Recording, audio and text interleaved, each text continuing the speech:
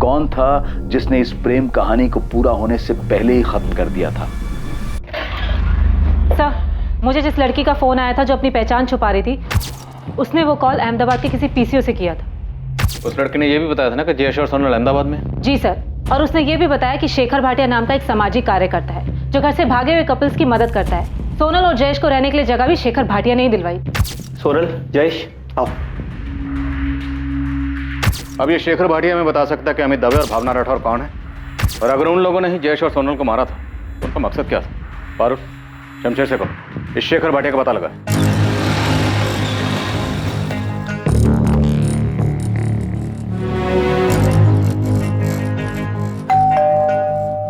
सेठ, मुझे पता चला है कि शरद ने पुलिस को फोन किया था। वो उन्हें कुछ बताने वाला है। भिखा भाई, ये शरद का सोनल के भागने से कुछ लेना देना है क्या?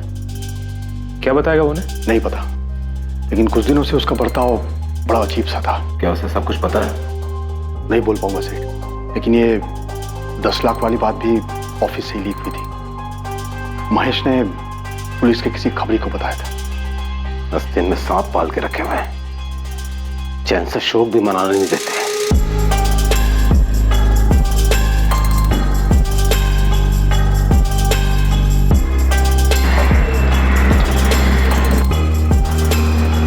सर, मैं शरद राजपूत। डरो मत, अब तुम सेफ हो। गाड़ी में बैठो।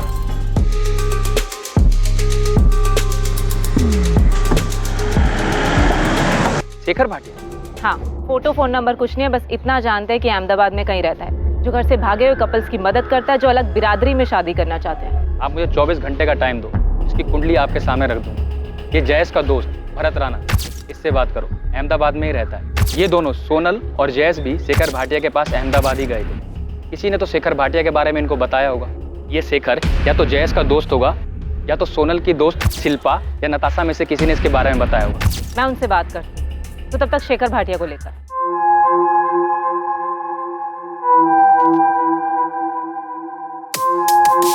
सोनल पटेल और जयेश परमार को अंदाजा भी नहीं था कि उनके घर से भागने के प्लान के अलावा एक और प्लान बना था जिसका उन्हें सामना करना था।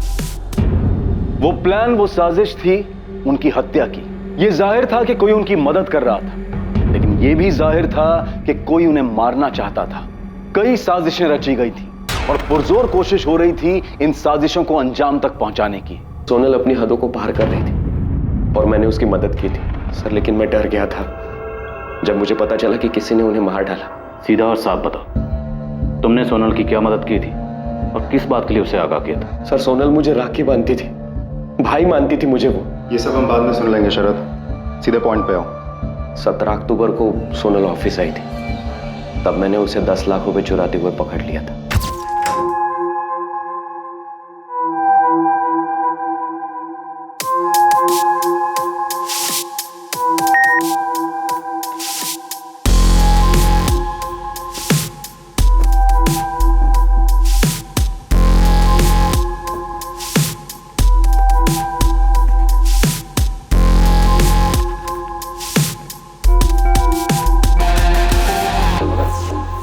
तुम यहाँ?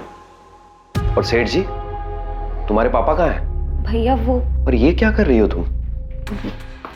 भैया, भैया प्लीज मेरी मदद कीजिए। किस चीज में? चोरी करने में? प्लीज, ये मेरी मजबूरी है। मैं अजय से शादी नहीं करना चाहती। क्या? क्यों? क्यों नहीं करना चाहती? मैं जयेश से प्यार करती हूँ। जयेश परमार मेरे कॉलेज में है, हम दोनों एक दूसरे से बहुत प्यार करते हैं, हम शादी करना चाहते हैं। उसी के लिए मुझे ये पैसे चाहिए भैया। प्लीज प्लीज मेरी मदद कीजिए, ये मेरी जिंदगी और खुशी का सवाल है। भैया मैं आपको राखी बांधती हूँ, आप बड़े भाई है मेरे, आप अपनी बहन के लिए इतना नहीं करेंगे? मैं उसके हालात समझ सकता था। अपने पापा के खिलाफ जाने के बाद सोनल के पास भागने के अलावा दूसरा रास्ता भी नहीं था, वरना वो उसे मार देते। ये तो मैं पक्का नहीं कह सकता सर, लेकिन सोनल ने मुझे बताया कि जयेश के बारे में उसने जब घर में बताया तब देवांग सेठ और सभी घर वालों ने जयेश के लिए मना कर दिया था। घर से भागने में तुमने सोनल की मदद की थी? मैंने बस इतनी मदद की कि मैंने किसी को नहीं बताया कि वो कब और कैसे भागने वाली, और उसी ने 10 लाख रुपए चुराए। मैंने सोनल से कहा था कि पहले मैं जयेश से मिलूंगा, और जब मुझे जयेश पर यकीन आ जाएगा तभी मैं उसे 10 लाख रुपए लेकर जयेश के साथ भागने दूंगा। भैया, मैं सोनल को हमेशा खुश रखूंगा। जयेश, तुम्हारे घर वालों को तुम्हारी इस प्लानिंग के बारे में पता है? नहीं, मैंने अभी तक किसी को कुछ नहीं बताया। जा कहाँ रहे हो तुम लोग? भैया, हम पहले यहाँ से सूरत जा रहे हैं और फिर उसके बाद फिर मैं वहाँ से पापा को फ़ोन करूँगी और ये बताऊँगी कि हम दिल्ली में हैं, ताकि वो हमें ढूंढ नहीं पाए। पर तुम लोग सूरत क्या करने जा रहे हो? हमारा एक प्लान बना है सूरत में, वहाँ पर बात हुई है किसी से। देखो, मैं समझ सकता हूँ, तुम जो चाहते हो इसमें कुछ गलत नहीं है और तुम दोनों बालिग हो, तो इसलिए तुम्हें कोई रोक भी नहीं सकता। हाँ, लेकिन अगर तुम लोग किसी प्रॉब्लम या मुसीबत में फंस जाओ तो फौरन वहां से निकल जाना। और सोनल, तुम मुझे कभी भी फोन कर सकती हो। हाँ, थैंक यू भैया। फिर वो चले गए। प्लान के मुताबिक सोनल ने सेठ को बताया कि वो दिल्ली में। अहमदाबाद के बारे में तो मुझे आइडिया भी नहीं था। सर, उनके जाने के बाद उन्होंने मुझे कभी फोन नहीं किया।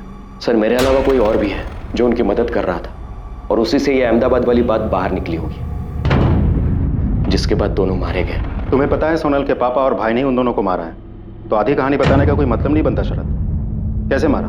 सर, कैसे ये तो मुझे नहीं पता, लेकिन मुझे भी लगता है कि उन्होंने ही मारा होगा। सर, स्कूटर के चक्कर में आपने ही उन्हें बताया कि वो दिल्ली में नहीं सूरत में है। असल में आप लोगों ने जयेश और सोनल की जान खतरे में डाल दी। सर, सोनल के पापा बहुत बड़े आदमी हैं, उन्होंने ही दोनों को मार डाला, तो मुझे भी मार डालेंगे। सर, प्लीज प्लीज मुझे बचाइए। हमने सोनल के घर वालों को बताया कि वो दिल्ली में नहीं सूरत में। इसी से देवांग पटेल और योगेश ने उनका पता लगाया और उन दोनों को मार डाला। सर, हमने तो सिर्फ इतना बताया था कि फोन सूरत से आया था। अब वो दोनों अहमदाबाद में किसी शेखर भाटिया के वहाँ छुपे बैठे, ये तो हमें भी नहीं पता था। और सर, वैसे भी अगर देवांग पटेल को सोनल को मरवाना ही था तो उसे कॉल रिकॉर्ड चेक करके भी पता चल सकता था। कॉल रिकॉर्ड्स निकलवाने में वक्त लगता, तब तक सोनल और जयेश को बचने का मौका मिल जाता। नहीं सर, मुझे नहीं लगता। हमने सूरत कहा था, अहमदाबाद के बारे में कैसे पता चला? सर, मेरी सोनल की फ्रेंड नताशा से बात हुई। उसने बताया कि सोनल के भाई योगेश ने उसे डरा धमकाकर ये उगलवा लिया कि सोनल और जयेश अहमदाबाद में छिपे थे। और योगेश ने ये तब पूछा जब हमने उन्हें बताया कि सोनल ने फोन दिल्ली से नहीं बल्कि सूरत से किया था। सोनल और योगेश हमारी वजह से मारे गए। नताशा, क्या सोनल के भाई और पापा ने किसी को भेजा था उनका मर्डर करने के लिए?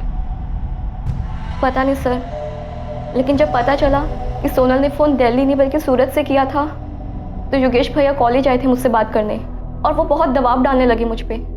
नताशा को इस सब के बारे में बिल्कुल भी नहीं पता था कि सोनल और जयेश के साथ ऐसा भी कुछ हो जाएगा। नताशा, हम उन्हें कुछ नहीं करेंगे, तुम सिर्फ इतना बताओ कि सोनल है कहाँ। देखो, सोनल स्मार्ट है पर इतनी नहीं कि अकेले ही सब कुछ करा।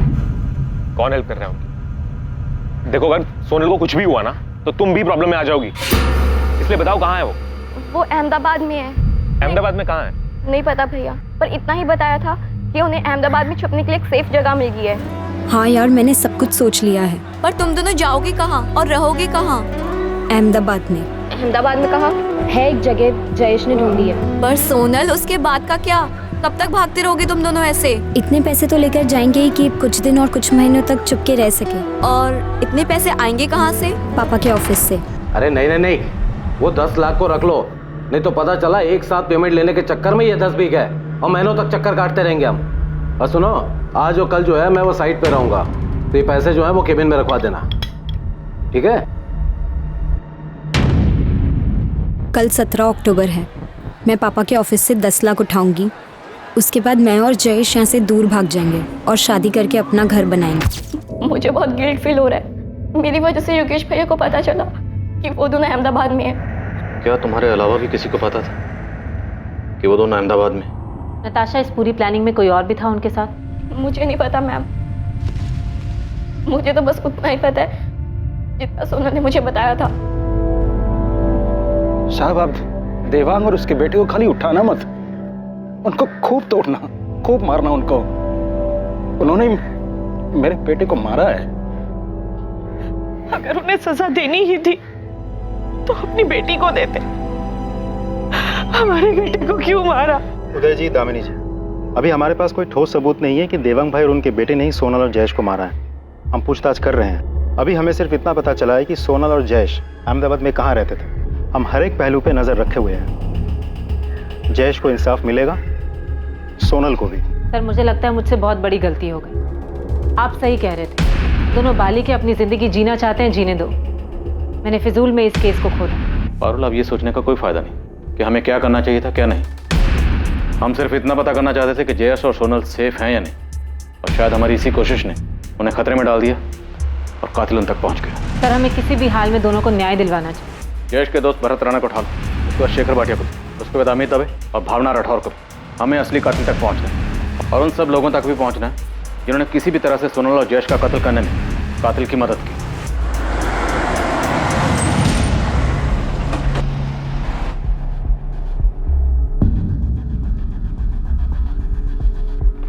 शेखर भाटिया जी, आप कौन? शेखर जी, राजकोट में पुलिस आपको ढूंढ रही है। क्यों, किस लिए? सोनल पटेल और जयेश परमार के लिए। सोनल और जयेश? क्या हुआ उन दोनों को? उन दोनों का मर्डर हो चुका है। गांधीनगर में उन दोनों की जली हुई बॉडी मिली है। क्या? काश जयेश मेरे पास आया होता, काश उसने मुझे बताया होता कि मैं ऐसा कुछ करने के बारे में सोच रहा। सच में भरत, उसने तुम्हें कुछ नहीं बताया? बताया होता तो मैं उसे ऐसा कुछ करने ही नहीं देता ना। मैडम, जयेश अपनी माँ बाप की इकलौती औलाद था। मेरी तरह बहुत गरीब परिवार से था। माँ बाप ने कितने सपने देखे थे उसके लिए, पढ़ाई में अच्छा था, ये बनना चाहता था। यानी सब क्या?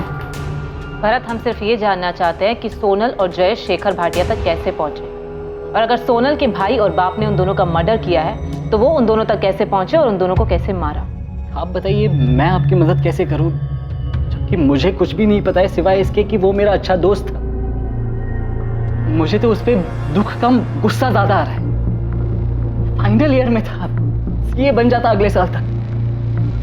पूरी लाइफ पड़ी थी उसके सामने, लेकिन नहीं, शादी और प्यार का खुद सवार हो गया। भरत, अब जो हो चुका उससे बदला नहीं जा सकता।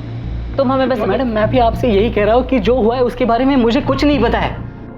मुझे तो ये समझ में नहीं आ रहा है कि मैं उसके माँ बाप को कैसे समझाऊं। वो बार बार मुझे एक ही बात बोले जा रहा है कि तू तो उसका अच्छा दोस्त था, तूने क्यों नहीं समझाया उसे। अब मैडम, मैं उसे कैसे समझाता, क्योंकि जयेश ने मुझे कुछ बताया नहीं इसके बारे में। अगर बताया होता ना तो उसको 2 थप्पड़ लगा देता, सारा ये प्यार और शादी का भूत उतार देता। भरत,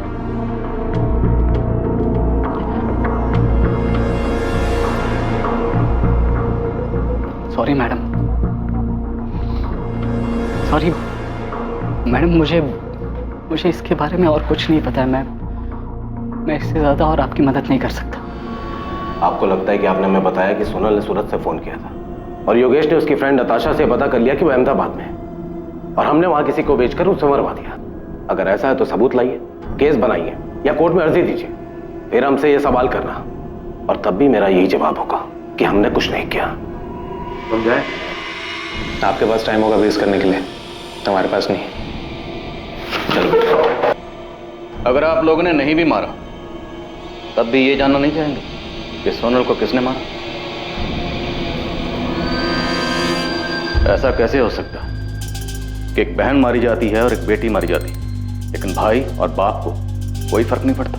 बचपन से लेकर आज तक मैंने उसकी सारी ख्वाहिशें पूरी की। जिस चीज पर हाथ रखा मैंने उसे ला कर दिया। अपने 18वें जन्मदिन पर मुझे उसने कहा कि पापा मुझे स्कूटर चाहिए।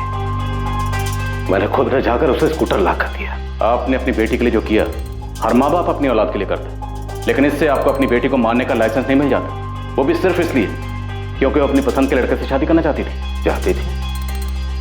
उसने तो कर भी ली होगी शादी।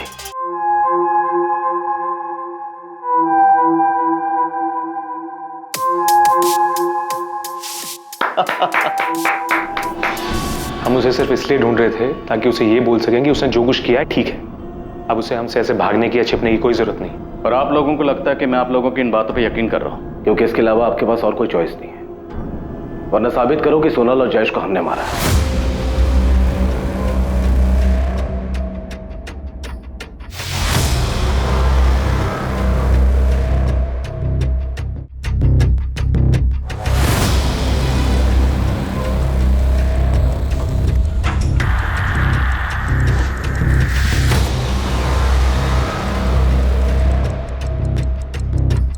अमित, हम कब तक ऐसे भागते रहेंगे?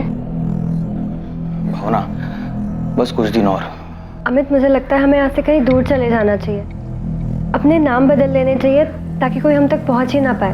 अगर ज़रूरत पड़ी ना तो वो भी करेंगे, लेकिन अभी के लिए यहाँ पर थोड़ा रुकते हैं, थोड़ा आराम करते हैं, उसके बाद आगे की सोचते हैं।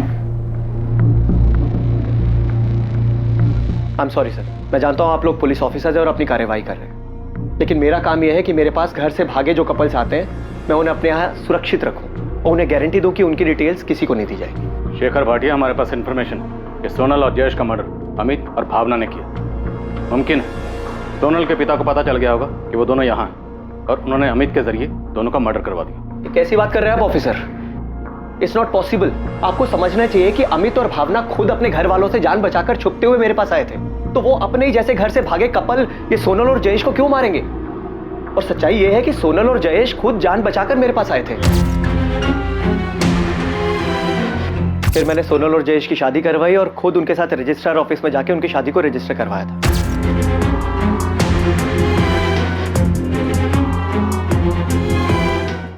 सर 19 अक्टूबर से 2 नवंबर पूरे 2 हफ्ते वो यहीं पर मेरे दिए रूम में रहे, और जब वो यहाँ से जाने लगे तो मैंने उनसे पूछा भी था कि क्या उन्हें पूरा यकीन है कि यहाँ से बाहर जाकर वो लोग सेफ रहेंगे, क्योंकि पता नहीं क्यों मुझे उनके लिए डर था। मेरी पापा से बात हुई है, वो जयेश से मिलना चाहते हैं। उन्हें हमारी शादी से कोई प्रॉब्लम नहीं है। भैया हम यही तो चाहते थे कि सोनल के घर वाले हमें एक्सेप्ट कर ले। सोनल के पापा का इतनी जल्दी तुम्हारे रिश्ते को एक्सेप्ट करना बहुत अजीब लग रहा है मुझे। भैया वो मेरे पापा हैं। बिल्कुल सोनल, वो तुम्हारे पापा हैं, इसीलिए कह रहा हूँ। मैंने बहुत से केसेस में देखा है कि देखो, मैं नहीं चाहता तुम दोनों के साथ कुछ भी ऊंच नीच हो। भैया मैं आपका डर समझ सकता हूँ, लेकिन आप चिंता मत करो, ऐसा कुछ भी नहीं होगा। आप हमें जाने दो, और आपने हमारे लिए जो कुछ भी किया है हम वो कभी नहीं भूल पाएंगे। हाँ भैया, और अब तो पापा और भैया दोनों मान गए हैं। वो जयेश का एक्सेप्ट करने के लिए तैयार है, तो हमें जाना चाहिए। मुझे डर था कि वो लोग गलती कर रहे हैं, फिर भी मैं उन्हें रोक नहीं पाया, और मेरा डर सच साबित हुआ। ये सोनल और जयेश का मैरिज सर्टिफिकेट है। मैं इसे सोनल के घर पे भेजने ही वाला था, लेकिन उससे पहले ही आपके आदमी ने आके मुझे बताया कि उन दोनों का मर्डर हो गया है। ऑफिसर, मुझे सोनल और जयेश के लिए बहुत बुरा लग रहा है कि मैंने उन दोनों को यहाँ से क्यों जाने दिया। सोनल और जयेश आपके पास कैसे आए थे? जयेश ने मुझे फ़ोन किया था राजकोट से, शायद भागने से 1 हफ्ता पहले। अगर जयेश ने आपको फ़ोन किया था तो जयेश के कॉल रिकॉर्ड में हमें आपका नंबर क्यों नहीं दिखा? सर, जयेश ने बहुत ज़बरदस्त प्लानिंग की हुई थी, और मुझे पूरा यकीन है कि उसने मुझे मोबाइल से नहीं बल्कि पीसीओ से फ़ोन किया हो। हमें कुछ दिनों के लिए छुपकर रहने के लिए एक जगह चाहिए थी।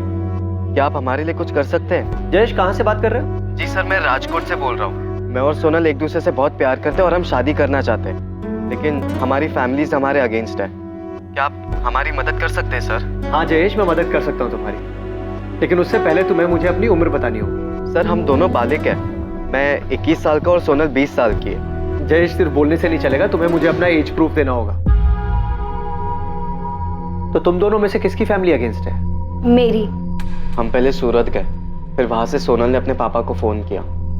मैंने उनसे कहा कि मैं दिल्ली में हूँ। और जयेश, तुम्हारी फैमिली? सर, मेरी फैमिली को ऐसी कोई प्रॉब्लम नहीं है। वो लोग अगेंस्ट सिर्फ इसलिए क्योंकि सोनल की फैमिली ने मुझे रिजेक्ट कर दिया। मेरे पूछने का मतलब ये है कि तुमने क्या अपनी फैमिली को झूठ बोला है? उनके हिसाब से इस वक्त तुम कहाँ हो? सर, मैंने उन्हें सच झूठ कुछ नहीं बताया।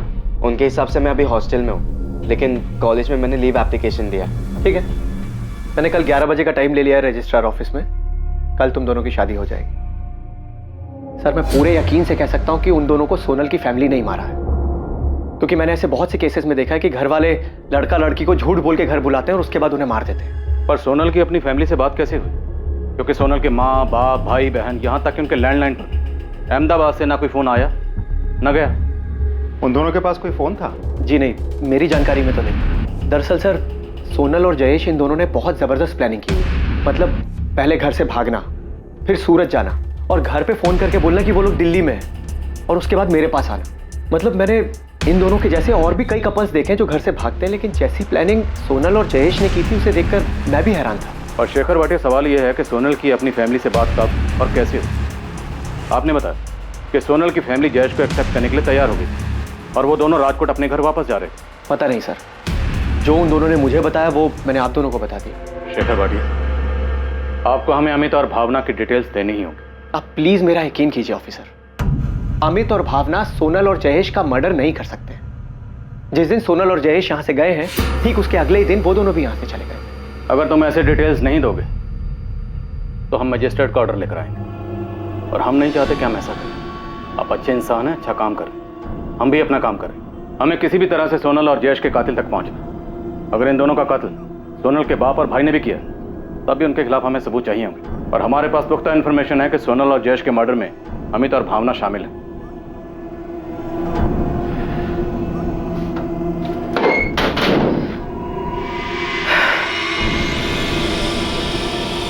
ये लीजिए,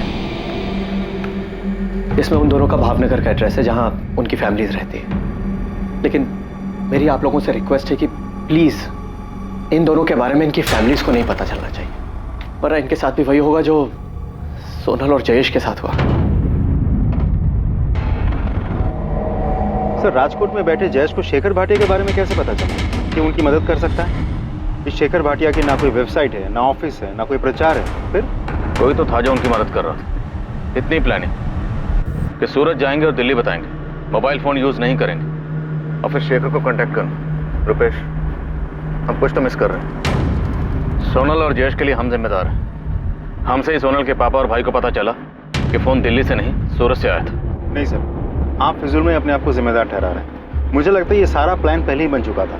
उनके घर से भागने के बाद ही उनका मर्डर, सब कुछ। सर, मुझे ये समझ में नहीं आ रहा है, सोनल ने अहमदाबाद से अपने पापा के साथ कब और कैसे बात की? शरद राज ये सामने से कबूल करने आया था।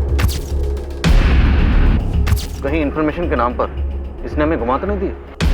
मैं आपको घुमाऊंगा? तुम्हारी बहन जैसी सोनल को तूने 10 लाख लेके जाने दी, पर ये नहीं पूछा कि कहाँ जा रही है? मैंने नहीं पूछा सर, क्योंकि मैं ऐसी बात जानना ही नहीं चाहता था जो मुझे मजबूरी में किसी को बतानी पड़े, जिसकी वजह से सोनल मुसीबत में आ पड़े। जयेश परमार अहमदाबाद के शेखर भाटिया को कैसे जानता था? मैं किसी शेखर भाटिया को नहीं जानता। शेखर भाटिया? ये कौन है? तुम्हारे जैसे घर से भागने वालों की मदद करते हैं। शादी, मैरिज सर्टिफिकेट से लेकर चुप कर रहने की जगह तक का इंतजाम कर देगा। फोन कर लेना इसे। नहीं मैम, मैं किसी शेखर भाटिया को नहीं जानती। मैम, मुझे भी नहीं पता कि ये कौन है। राजकोट में कोई है जिसने सोनल और जयेश की मदद की हो, जिसने उनका अहमदाबाद में शेखर भाटिया से कांटेक्ट करवाया हो? मैम, वो एक्चुअली सोनल अपनी भाभी प्रिया से बहुत क्लोज थी और वो उनसे सब शेयर करती थी। माँ, चाय। और मैम, हो सकता है कि प्रिया भाभी ने उसकी हेल्प की हो। हाँ मैम, पॉसिबल है कि मुझसे पता लगाने के बाद कि सोनल अहमदाबाद में है, योगेश भैया ने प्रिया भाभी से भी पूछा हो। सोनल कहाँ है प्रिया? मुझे नहीं पता, उसने मुझे कुछ बताया भी नहीं था, और मुझे नहीं पता था वो इस तरह से घर छोड़ के भागने वाली है। अगर तुमने उसकी मदद की है तो इसमें कुछ गलत नहीं है, बस हमें अब उसे घर वापस ले आना चाहिए। तुम देख ही रही हो, मैं और पापा जयेश को एक्सेप्ट करने के लिए रेडी हैं। बोलो प्रिया, कहाँ है सोनल?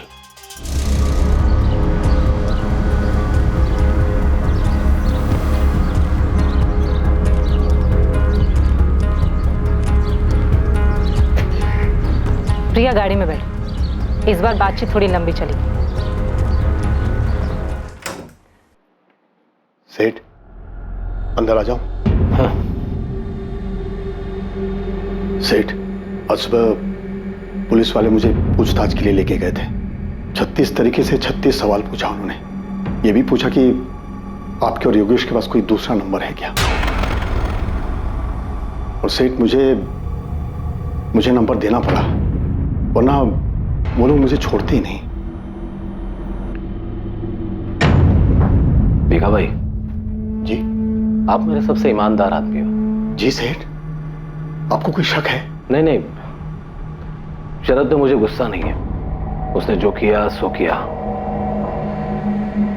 पर इस बात का दुख है कि जब सोनल यहां पर आई थी तभी आपको मुझे फोन करके बता देना चाहिए था।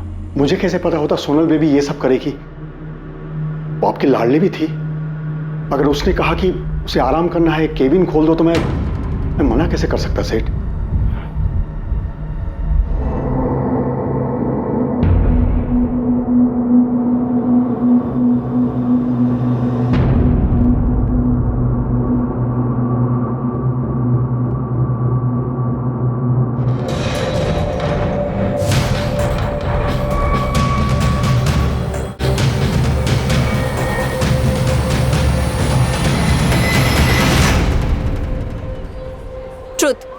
ट्रुथ। डेयर। ओह डेयर। तुझे वो जो रेड चेक शर्ट में लड़का दिख रहा है, तुझे उसके टेबल पर जाना है। वहाँ पर जाकर उसकी कोल्ड ड्रिंक पीनी है, समोसा खाना है, उसका नाम और फोन नंबर लेकर आना है, फिर वापस यहाँ आकर उसको फोन करना है। ये कोई डेयर नहीं है, ये तो एक पूरा चैप्टर है। बस सोनल रहने दे, हमें पता था कि एक तो तू खुद डेर लेगी, फिर तुझसे कुछ नहीं होगा। ठीक है, ये भी कर लेती हूँ। Let's see.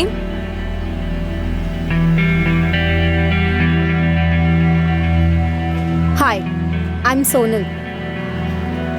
अरे मैंने अपना नाम बताया, तुम भी बताओ। क्यों? क्योंकि मैं पूछ रही हूँ।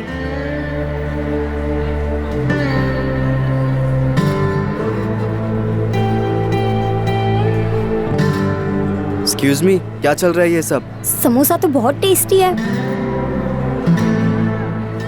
तुम जो ये अपना समझ के खा रही हो ना, इसके मैंने पैसे भरे, फ्री का नहीं है ये। एक काम करो, काउंटर पे जाओ, एक और कोल्ड ड्रिंक और समोसा ऑर्डर करो और सोनल का नाम ले लेना, तुमसे पैसे नहीं पूछेंगे। थैंक यू, बट नहीं चाहिए। तुम ये भी खा लो और ये भी पी लो। अरे अब हेलो, अब तक तो बेसिक इंट्रो भी नहीं हुआ, अपना नाम तो बताओ। क्यों बताऊं मैं तुम्हें अपना नाम? कौन हो तुम? अभी तो अंदर बताया, मेरा नाम सोनल है। अच्छा, एक्चुअली ना मुझे ना डेयर मिली थी, प्लीज अपना नाम और नंबर दे दो, वरना मेरी दोस्त ना मेरा जीना मुश्किल कर देंगे। मैं ना ही तुमको अपना नाम बता रहा हूँ और ना ही मैं तुमको अपना नंबर दूंगा। अरे प्लीज टेंशन मत लो, मैं तुम्हें क्रेडिट कार्ड बेचने के लिए फोन नहीं करूंगी, दे दो ना नंबर। समोसा और कोल्ड ड्रिंक तो तुमने देख लिया, नाम जयेश परमार और ये है उसका फोन नंबर।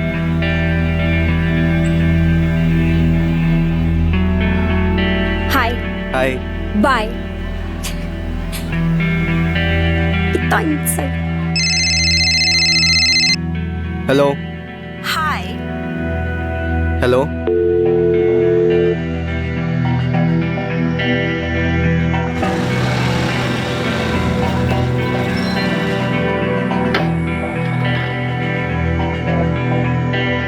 मैंने तुम्हें अपना फोन नंबर दिया तो तुम रोज रोज ऐसे कॉल करके परेशान करोगी? मैं तो सिर्फ हाय बोलने के लिए कॉल करती हूँ, अब तुम्हें हाय बोलना भी परेशानी लगती है? नहीं, पर हाय बोल के कॉल काट क्यों देती हो? क्योंकि मुझे सिर्फ उतना ही बोलना होता है।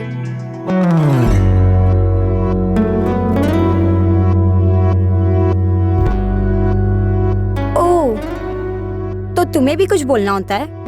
वैसे अगर बोलना हो तो तुम मुझे वापस फोन कर सकते हो, मेरा नंबर तो है ही तुम्हारे पास। एक रिश्ता जो मजाक से शुरू हुआ था बहुत जल्द प्यार की शक्ल ले चुका था। ऐसा प्यार जो ऊंच नीच या पैसा नहीं देखता था। उन दोनों ने ये फैसला कर लिया था कि चाहे कुछ भी हो जाए वो दोनों एक दूसरे से अलग नहीं होंगे। लेकिन उनकी हत्या ने उन्हें उस जिंदगी से दूर कर दिया जिस जिंदगी को वो साथ जीने के सपने देख रहे थे।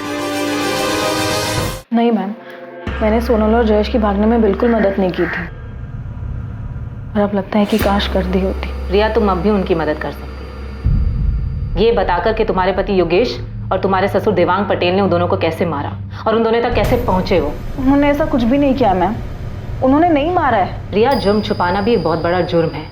तुम मर्डरर को पता है मैम, लेकिन उन्होंने नहीं मारा है। तो फिर किसने किया है? किसके पास मोटिव था जयेश और सोनल को मारने का? जयेश के माँ बाप के पास, जिन्हें यह भी नहीं पता था कि उनका बेटा हॉस्टल में है या नहीं। रिया, मैं आखिरी बार पूछ रही हूँ, क्या सोनल उन्हें मिली? कैसे पहुंचे वो उस तक? नहीं मिली, ढूंढने पर भी नहीं मिली, और उन्होंने नहीं मारा है सोनल को। सर, योगेश और देवांग पटेल के बाकी के 2 नंबर्स भी हमने स्कैन किया, लेकिन कुछ मिला नहीं। किसी हिस्ट्री शीटर का नंबर नहीं, कोई सस्पिशियस एक्टिविटी नहीं। अहमदाबाद में किसी को कॉल किया? नहीं सर। ऐसा कैसे हो सकता रुपेश? कहीं हम गलत ट्रैक पर तो नहीं? ऐसा तो नहीं कि ये केस ऑनर किलिंग का है ही नहीं? सर, पारुल ने प्रिया से अलग अलग तरीके से सवाल किया, उसे डराई, धमकाई, इमोशनल करके भी सवाल पूछा। अब तक तो प्रिया को टूट जाना चाहिए था, लेकिन ऐसा कुछ हुआ नहीं। सर, अब भी ये सवाल बना हुआ है कि सोनल ने अहमदाबाद से कब और कैसे देवांग पटेल से बात की, जब देवांग पटेल ने उन्हें कहा कि वो उन्हें माफ कर चुके हैं और जयेश को भी अपनाना चाहते हैं। अब आप सलीके से पूछ रहे तो बता देता हूँ। सोनल से मेरी आखिरी बार तब बात हुई थी जब उसने मुझे सूरत से फ़ोन किया था। उसके बाद मेरी कोई बात ही नहीं हुई। हाँ, छोटी बहन थी मेरी, ढूंढ रहे थे उसे हम दोनों, जानना चाहते थे कहाँ है, कैसी है।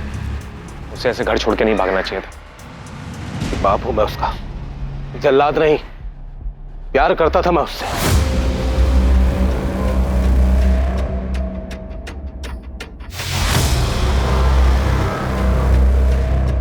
सर, शमशेर का फोन आया था। उसने भावनगर में अमित के किसी दोस्त के जरिए अमित दवे और भावना राठौड़ का पता लगा लिया है। कहाँ वो दोनों? अहमदाबाद के किसी लॉज में छुपे बैठे। क्या सोनल और जयेश की हत्या वाकई इतनी सफाई से की गई थी कि पुलिस को उनके हत्यारे के खिलाफ कोई सबूत नहीं मिलने वाला था? क्या अमित और भावना इस हत्याकांड की सच्चाई को रोशनी में लाने वाले थे? क्या उन दोनों ने ही सोनल और जयेश के कत्ल की साजिश रची थी? सर, हम दोनों बालिग हैं और हमने अपनी मर्जी से शादी की है। सर, आप अगर हमें हमारे घर वालों के पास भेज देंगे तो वो हमें पक्का मार देंगे। तो खुद को बचाने के लिए तुम लोगों ने सोनल और जयेश को मारा, ताकि जब जली हुई लाशें मिले तो सबको यही लगे कि तुम लोग मर गए और उसके बाद तुम लोग आजाद हो जाओ। यही प्लान बनाया था ना तुम दोनों ने? ये आपको किसने बताया? ये छोड़, आगे बोल। ये आपको राशि ने बताया? जिसने भी बताया हो, प्लान तो तुम्हारा ही था ना? सर, आप उस राशि की बातों में आ गए। हम ऐसा क्यों करेंगे? बेचारे सोनल और जयेश भी हमारी तरफ अपने पापा के डर से अपने घर से ही भागे हुए थे सर। और हम सब, यहाँ तक कि राशि और उसके हस्बैंड रौनक भी शेखर भैया के घर पे अहमदाबाद में छुपे हुए थे। और हम सब ने साथ में मिलकर बहुत अच्छा टाइम बिताया सर। हम क्यों मारेंगे सोनल और जयेश को? उनकी तो नई नई शादी हुई थी, हमारी तरह वो भी बहुत खुश थे और हम सब अच्छे दोस्त बन गए थे। और सर, मुझे मालूम है आपको ये राशि नहीं बताया, क्योंकि मैंने राशि को बताया था। तो खुद को बचाने के लिए किसी को भी मार दोगे? ऐसा मैं नहीं, अमित कह रहा था। अरे यार, मैं तो मजाक कर रहा था यार। देखो, हम सब की हालत क्या है, हम ऐसा क्या करें कि हमारे घर वाले हमारा पीछा करना छोड़ दें। तो बस मैं ऐसे ही फालतू की आइडियाज फेंक रहा था यार। और मैंने कहीं पे देखा हुआ था कि 2 लोगों की लाश मिलती है और लोग उन्हें किसी और की समझ लेते हैं। तो तुमने सोचा तुम किन्हीं 2 लोगों को मार दोगे और तुम्हारे घर वाले सोचेंगे कि तुम और भावना मर गए? अरे यार, वो तो मैंने ऐसे ही बोला था। क्या मैं सच में ऐसा करूंगा? सर, मैंने ऐसे ही बोला था उसको, लेकिन राशि ने कुछ ज़्यादा ही सोच लिया था। इसलिए आप लोगों को उसने बोला कि हमने सोनल और जयेश को। सर, सोनल और जयेश के मर्डर के बाद तो हम खुद डर गए थे। जैसे ही हमने नेट पे पढ़ा उनके मर्डर के बारे में, हमने अगले ही दिन शेखर भैया का रूम छोड़ दिया। फोन है तुम दोनों के पास? हाँ सर, हमने अहमदाबाद से प्रीपेड सिम कार्ड खरीदे थे। दोनों अपना नंबर दो।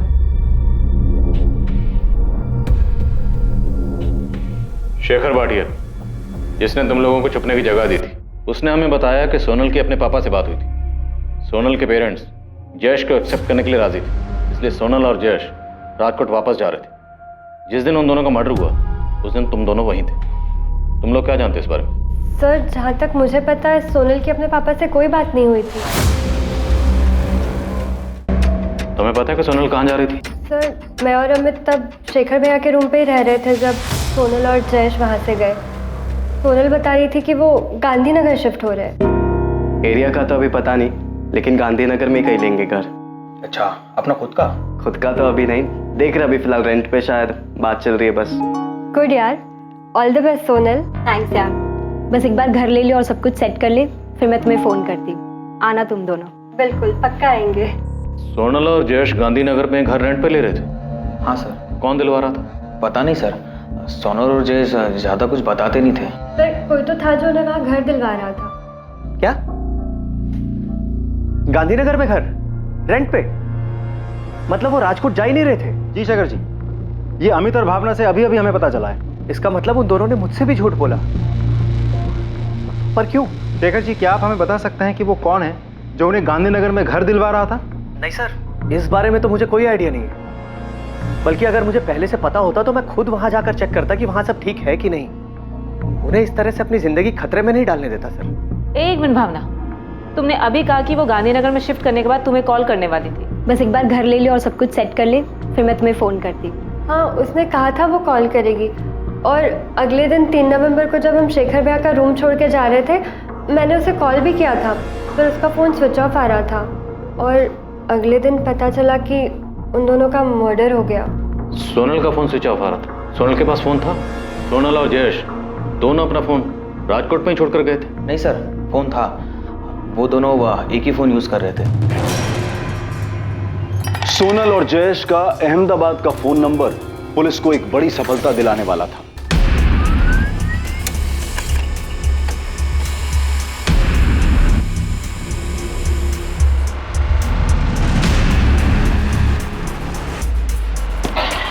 सर, उसके पास जो नंबर था वो जयेश परमार के नाम पर प्रीपेड सिम था।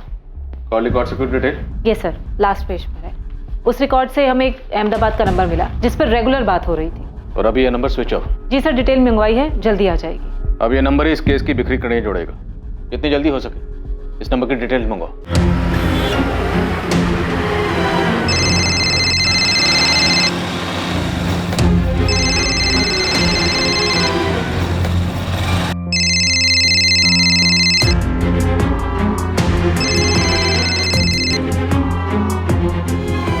भरत राणा, तेरी सब इंस्पेक्टर रुपेश से फोन पे बात हुई।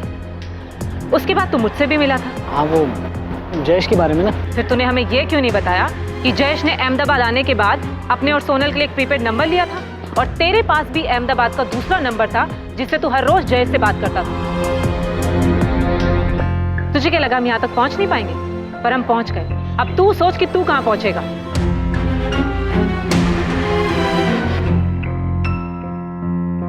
भागने की सोचना भी मत, कोई चांस नहीं।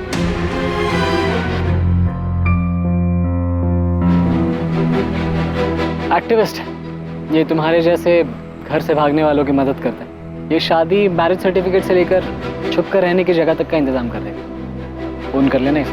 Thank you Bharat. अबे थैंक यू क्यों बोल रहा है? बचपन का दोस्त हूं मैं तेरा, तेरे काम नहीं आऊंगा। जब जयेश परमार के पिता ने सोनल के घर वालों से बात करने से मना कर दिया, जब सोनल के घर वालों ने जयेश से मिलने तक से मना कर दिया, तब सोनल और जयेश ने घर से भाग जाने का प्लान बनाया। और तब जयेश ने तय किया कि वो अपने बचपन के दोस्त भरत राणा से बात करेगा और सोनल के साथ भागने में भरत की मदद लेगा। यार जयेश, ये घर से भागना, शादी करना और आगे लाइफ में सेटल होने के लिए, और उससे भी ज्यादा इंपॉर्टेंट है कि वो सोनल के पापा तुम दोनों तक ना पहुंचे ना, इन सब के लिए बहुत सारे पैसे लगेंगे। मुझे पता है जयेश, लेकिन अभी फिलहाल के लिए टेंशन नहीं है। सोनल कह रही है कि उसके पास पैसे हैं, उसने अपने पॉकेट मनी से सेव किए। तू पॉकेट मनी के भरोसे घर से भाग रहा है? नहीं यार, लेकिन सोनल पैसे अरेंज कर लेगी। अरे भाई, कितना कर लेगी? कितना तो नहीं पता, लेकिन 2-4 लाख तो कर ही लेगी वो। सही है, क्योंकि लाखों की जरूरत पड़ेगी हमें। यार भरत भाई, एक हेल्प कर देना, रेंट पे घर दिला दे प्लीज। तू टेंशन मत ले, मैं सब अरेंज करवा दूंगा। तूने शेखर भाटिया को फोन किया? हाँ, उसने कहा कि जब भी आना हो आ जाना। गुड। अब मेरी बात ध्यान से सुनना। अपना और सोनल का फोन राजकोट में ही स्विच ऑफ करके उसका सिम कार्ड निकाल के फेंक देना। फिर उसके बाद सीधा अहमदाबाद आने के बजाय पहले सूरत जाना। वहां से सोनल के घर वालों को फोन करके बोलना कि तुम लोग दिल्ली में हो। लेकिन क्यों? सोनल के घर वालों को कुछ बताने की जरूरत ही नहीं है, इसलिए तो भागना पड़ रहा है हमें। अभी भागना नहीं पड़ेगा, इसके लिए तो उन्हें बताने की जरूरत है। अगर सोनल के घर वाले उसे ढूंढने निकले तो वो लोग पहले दिल्ली जाएंगे, नंबर भी ट्रेस कर लिया तो वो लोग सूरत जाएंगे। वो सोच ही नहीं पाएंगे कि तुम लोग अहमदाबाद में हो। अच्छा, ये सही है, तो फिर हम ऐसा ही करेंगे। भाई सब ठीक तरीके से करना है ना, तो उसके लिए प्रॉपर प्लानिंग और पैसों की जरूरत पड़ती है। प्लान मैं बनाता हूँ तो पैसे का देख। वो 5 लाख का इंतजाम हुआ? हाँ, वो हो जाएगा, इसलिए हम कल ही भाग जाएंगे। सोनल कह रही थी कि उसके पास 10 लाख है। 10 लाख? हाँ, वो कह रही कि वो 10 लाख रुपए लेकर आएगी। चल, फिर तो टेंशन ही खत्म। सोनल और जयेश को अंदाजा भी नहीं था कि घर से भागने के उनके प्लान के अलावा एक और प्लान बना था, उन्हें लूटने का और शायद उन्हें मारने का भी।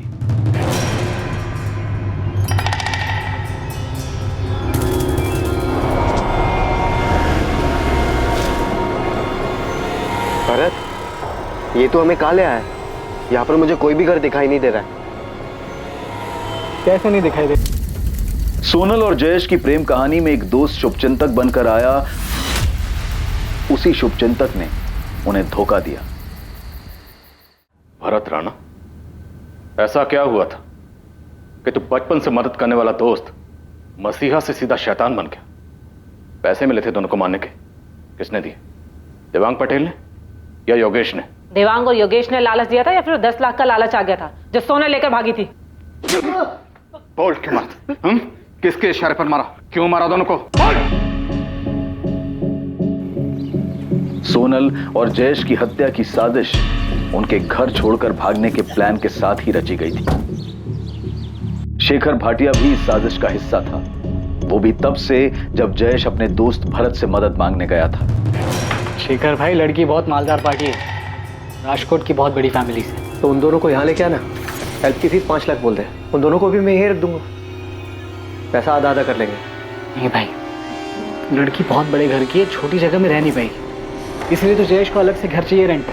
यहाँ लेकर आऊँगा तो बेकार में दिक्कत हो जाएगी। नहीं, अरे मैं कह रहा हूँ तू लेके तो आ, घर से भाग के आ रहे हैं, छुप के रहना पड़ेगा, ऐसे में कहाँ सब उनकी मर्जी से मिलने वाला है। चिंता मत कर, तू लेके आ, देख लेंगे। ये तुम लोगों का बेड है और ये कबर्ड। भरत, तूने मुझसे उस जगह के 5 लाख लिए, वो जगह 5 लाख की है। अबे सिर्फ जगह के पैसे नहीं लिए, शादी करवाई, रजिस्ट्रेशन करवाया, रहने को जगह दी है, सेफ्टी है, खर्चा होता है भाई उन सब चीज़ों में। भरत देख, मुझे मत सिखा, मैं भी कॉमर्स स्टूडेंट हूँ, मुझे पता है कि कहाँ पर कितना पैसा खर्च हो सकता है। भरत भाई, हम ऐसे 10 लोगों के बीच में इतनी कम स्पेस में नहीं रह सकते, हम दोनों को अपना खुद का घर चाहिए। तो बड़े घर के लिए बड़ा पैसा लगता है, 5 लाख रुपए में यही मिल सकता है। लेकिन भरत, जब मैंने तुझसे बात की थी तब तूने मुझे कहा था कि इतने पैसों में आराम से एक घर मिल जाएगा रेंट पे, और थोड़ा और आगे जाएंगे तो 1 रूम किचन मिल जाएगा, वो भी खुद का। जयेश यार, मैंने तुझे शेखर भाई के साथ मेन सिटी में रखा है, अब ऊपर से तू बोल रहा है। सॉरी भरत, हम यहाँ पर नहीं रह पाएंगे। हाँ तो मेरी तरफ से भी सॉरी यार, क्योंकि 5 लाख रुपए में यही मिल सकता है। लेकिन तूने पहले तो कहा था कि हो जाएगा सब कुछ। हाँ तो मैं तो अब भी बोल रहा कि हो जाएगा, बस 5 लाख रुपए और चाहिए, सिंपल। भरत, तुझे पहले 5 लाख दिए, अब तुझे और 5 लाख चाहिए। खुद का घर मिलना इतना आसान नहीं है, एक तो तुम दोनों घर से भागे हो यार, सारे इंतजाम करने पड़ेंगे। सोनल अपने पिता के ऑफिस से 10 लाख चुरा कर लाने वाली है, ये जयेश ने भरत को पहले ही बता दिया था। इसलिए भरत के लिए दोस्त की मदद करने की बजाय ये एक झटके में बड़ी रकम कमाने का मौका बन गया था। अब क्या करना है? वो लोग तो जान खा रहे, बोल तो दिया कि गांधीनगर में घर दिखाऊंगा, लेकिन अब कहाँ लेके जाओ? अरे ले जा कहीं भी और छोड़ के वापस आ जा। कुछ तो करना पड़ेगा। तो राजकोट पुलिस का भी फोन आया था, सोनल का स्कूटर मिला है उन्हें, वो जयेश के माँ बाप का भी फोन आ रहा था। सुन, मेरा एक दोस्त है राजू, इन दोनों को उसके साथ गांधीनगर ले जा और वहां जाकर सल्टा दे। सल्टा दे मतलब मार डालू? हाँ, देखिए पैसे तो हमें मिल ही गए, बाकी के और 1-2 लाख जो होंगे वो भी हमारे हो जाएंगे। मार के जला देते हैं इन्हें, वैसे भी घर से भागे हुए हैं, किसी को कुछ पता नहीं चलेगा कि कहां गए। अरे ज्यादा सोच मत, मैं कह रहा हूं ना मार देते हैं, कहीं अगर पकड़े गए तो हमारे लिए लेने के देने हो जाएंगे। और तू बोल रहा था ना लड़की का बाप बड़ा आदमी है, छोड़ेगा नहीं हमें। आओ मिस्टर एक्टिविस्ट, अच्छी एक्टिविटी की तूने, बाहर से प्रोटेक्शन देने के नाम पर खुद ही लोगों की जान ले रहा था। इससे पहले ऐसे और कितने मजबूर लोगों को ठगा और मारा है तूने? किसी को नहीं सर, बस पहली बार हुआ ये, एक साथ इतने पैसे देखकर फिसल गया था मैं। तो मासूम लोगों की जान ले ली, जान लेने के बाद उनको जला दिया और बोल रहा फिसल गया। रुपेश, दोनों की ऐसी कुटाई करना कि इनकी चीखें मेरे केबिन तक सुनाई दे। एक साला बचपन का दोस्त, सोशल एक्टिविस्ट, साला जान बचाने के नाम पर लोगों की जान लेता है। साथीदार कहाँ है? वो तीसरा साथीदार राजू कहाँ है?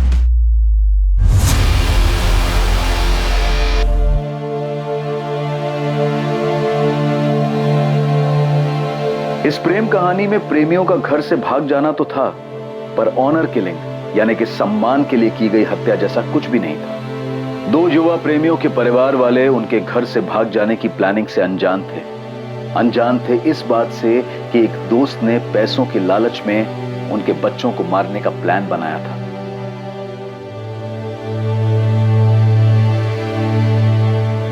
भरत राणा, शेखर भाटिया और राजू प्रजापति पर आईपीसी की धारा 302 के तहत हत्या और आईपीसी की धारा 201 के तहत सबूत मिटाने के लिए मुकदमा दर्ज हुआ है। भरत ने सोनल और जयेश की बॉडी से वो हर चीज निकाल ली जिससे उनकी पहचान हो सके, लेकिन सोनल की उंगली में मिली उस जली हुई अंगूठी ने उन्हें पहचान दिलाई। ठीक वैसे ही जैसे रूटीन चेकिंग में सोनल के स्कूटर ने इस मर्डर केस का खुलासा किया। लालच और भरोसा, ये दोनों एक दूसरे के विपरीत गुण हैं। अपने किसी करीबी को देखकर भी पता लगाना मुश्किल है कि उसके मन में क्या चल रहा है। इसलिए जब भी किसी को अपनी जिंदगी, अपना पैसा या फिर कोई अहम जिम्मेदारी दें तो सतर्क रहें। अब मैं अनूप सोनी आपसे विदा लेता हूं। कल कौन बनेगा करोड़पति के करमवीर एपिसोड के बाद आपसे फिर मुलाकात होगी एक और नए केस के साथ। और याद रखें, क्राइम और आपके बीच में सिर्फ इतना फर्क है कि आप कितने सतर्क हैं। सतर्क रहें, सुरक्षित रहें। जय हिंद।